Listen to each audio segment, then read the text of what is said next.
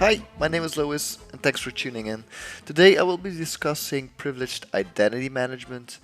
I will be explaining the basics of PIM, telling you about the requirements, and show you how to set it up step by step.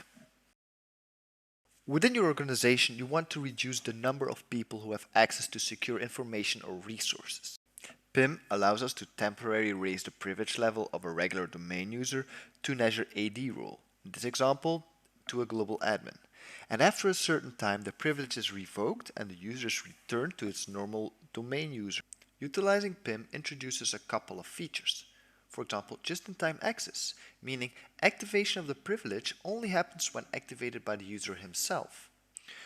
Privileged accounts can also be time-bound. For example, you can only have the privilege for 4 hours. Or the rights will only be granted after approval, or maybe after I have enforced multi-factor authentication. Or maybe when requesting, I'm requesting justification. And as I'm a head of the IT department, I actually want to get notification when somebody is PIMing to global admin. After some time, I could perform some access reviews and easily download an audit history for maybe internal or external use. In order to integrate PIM, you will be needing an Azure AD Premium P2 license. Next, I will be showing privileged identity management in the Azure portal. Okay, so I just switched over to the Azure portal and I will be showing my current roles. So in order to be able to configure privileged identity management for other users, you either need to be a global administrator or a privileged role administrator. As you can see, I'm for both roles eligible. If you look at my active assignments, you will be seeing that I'm currently permanently assigned as a global administrator. This is because I am the only global administrator in this tenant, and it's a minimum requirement of having one global admin permanently assigned for safety reasons, or else you could lock yourself out of your own tenant. Okay, so those are the two roles required in order for being able to assign privileged roles to other users. Going back to the privileged identity management page, let's start with managing some access for users. So I press the manage button and I will be seeing a list of all the Azure AD roles there are in your tenant. And let's say for the Exchange admin, I want to make somebody eligible for that role. As you can see, I do not have any people who are eligible for that role. I do not have any people or users who have an active assignment for that role. So let's start with adding an assignment. Let me select Alex Wilbur to be able to raise his level to Exchange admin. Press next. Oh, yep. I was almost too fast. For the settings, so it's important you make them eligible, which will force them to PIM. And we also could set a duration. As I trust Alex, I will make him permanently eligible, but you also could say for a temporary contract or maybe an external consultant who will have a certain deadline. You could just enter that deadline here right here, and you will be sure that after the deadline he won't be able to raise his privilege level to the level of an Exchange administrator.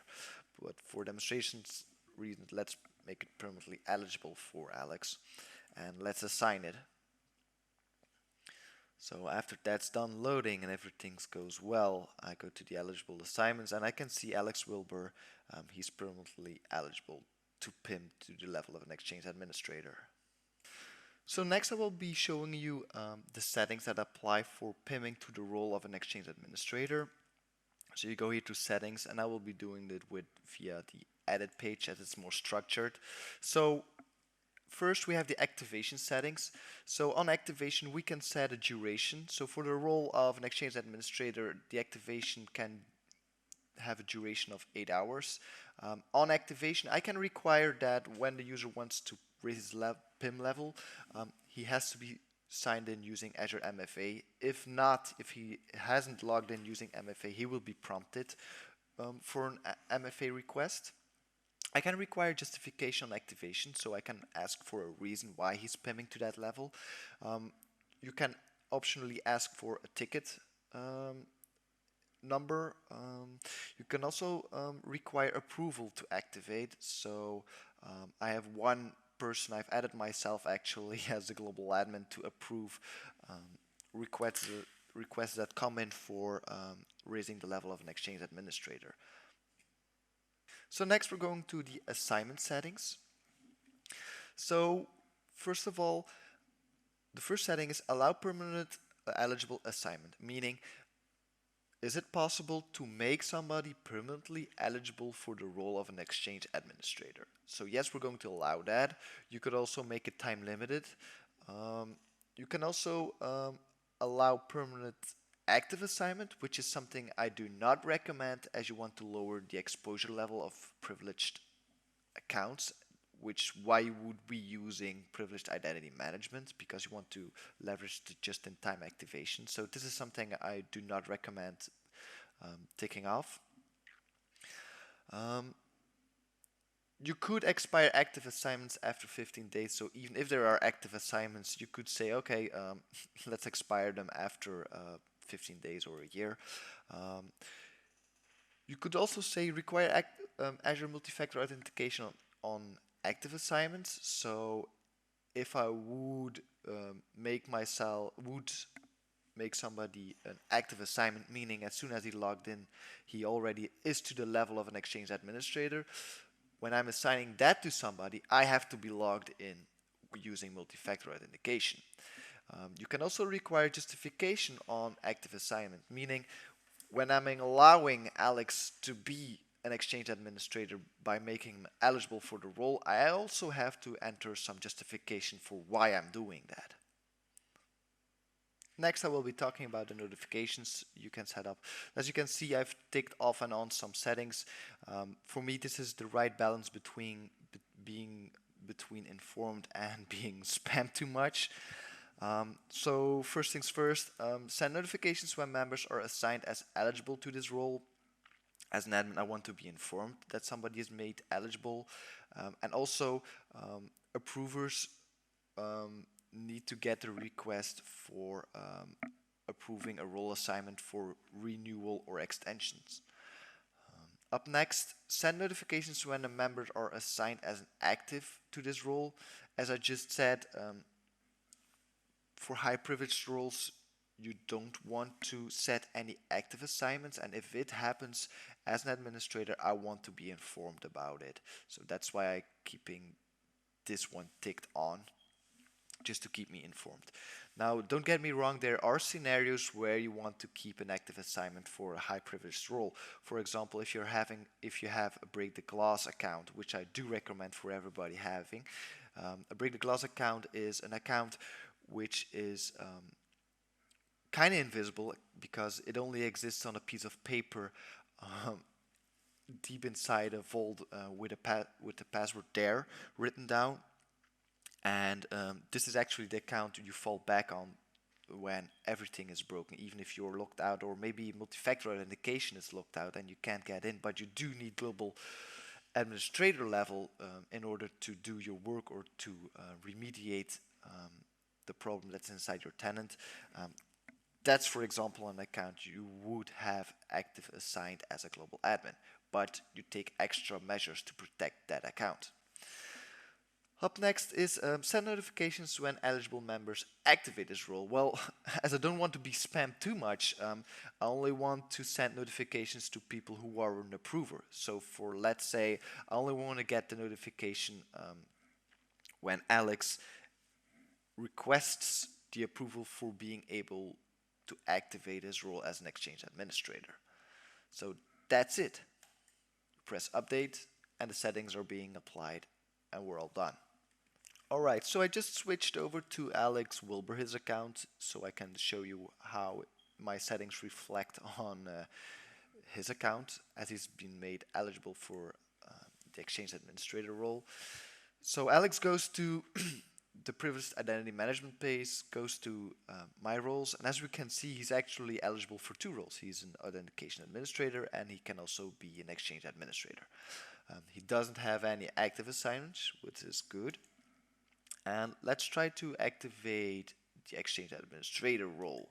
I press activate and we can see it is validating my request, and I actually have to perform some additional verification, which is normal because we have set that up in the settings tab of the Exchange Administrator. So I press OK, and as you can see, I'm being prompted for multi-factor authentication. I will be doing that now.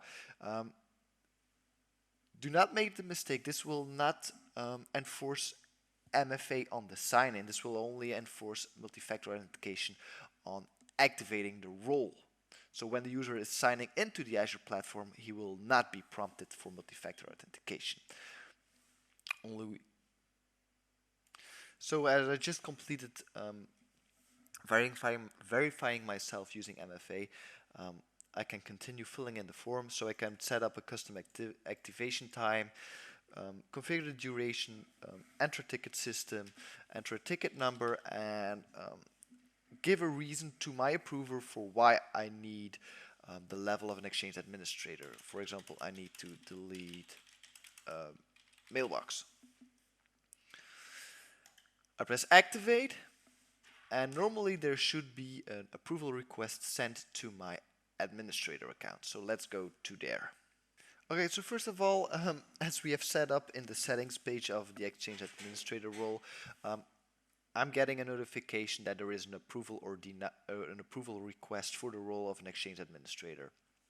We can also view that if we go to the Privileged Identity Management tab and we go to Approve Requests, we should see the request of Alex Wilbur stating the reason I need to delete a mailbox with a ticket number and the ticket system. So here I can approve the role for Alex, and I have to give a justification. I know about this ticket. Approved. This will also be logged for auditing purposes. I can confirm, and right now Alex Wilbur, his account will be activated as the role as an Exchange Administrator. Okay, so I just switched back over to Alex's account. As you can see, I can see my request I filled in, and we just approved on my administrator account the request of Alex. So when I'm going to refresh this, this approval request will disappear, and I can check on my roles if I'm actively assigned as an Exchange Administrator, which I am, and I can see perfectly the end time of when my role will be deactivated. So now let's say if I'm done early with the task I have to perform as an Exchange Administrator, I can prematurely deactivate my role just by pressing the deactivate button, and I lose the active assignment of being an Exchange Administrator. Let's give it a moment, and you see it's gone. And let's say 2 hours later I need that role back again. I can just press here activate to request another raise of my privilege level. So that's it. That's quite easy and quite fun, and it really lowers your exposure level of your privileged accounts. So as a final step in using privileged identity management, let's perform an access review. So let's set up an access review for I guess an application developer group. I can fill in a description, start date. This one is going to be a one time, but you could do a different frequency. I'm going to start it today. The users in scope are going to be everyone if they are added to that role. The reviewer is going to be actually myself for demonstration purposes, but this could be the team lead of the developers or maybe somebody of marketing. It just depends who's responsible for who. So let's pick me. Press select. Upon completion, so you do not want to auto apply recommendations Azure proposes, as you could accidentally kick somebody out. It will be clear why that could happen. And then show recommendations, I would leave those on. Also a mail notification and send a reminder, as the reviewer could be somebody as else, as I just said. I forgot to fill in something important. As I see, I cannot press the start button. But I don't seem to. Oh yeah, I have to select my privileged role, the most important part. So we're going to be reviewing people who are eligible for the application developer, and I'm going to press start.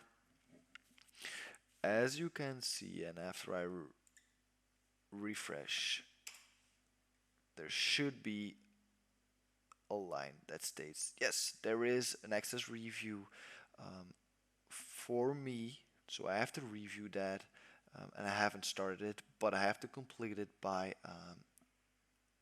the 5th of next month.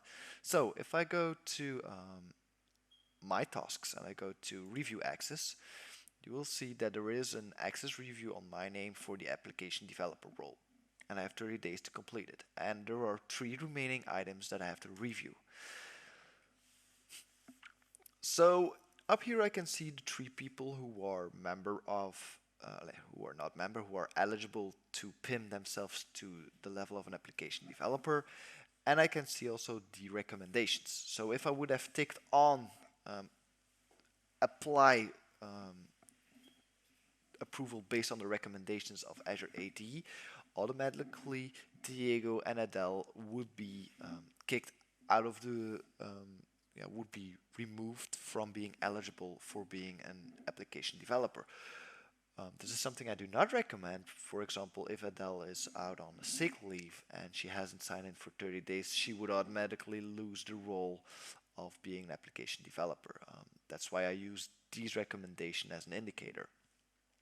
So let's say Adele is a long time sick, and Alex Wilbur, yeah, he just signed in less than 30 days ago. He just signed in today, so he's approved.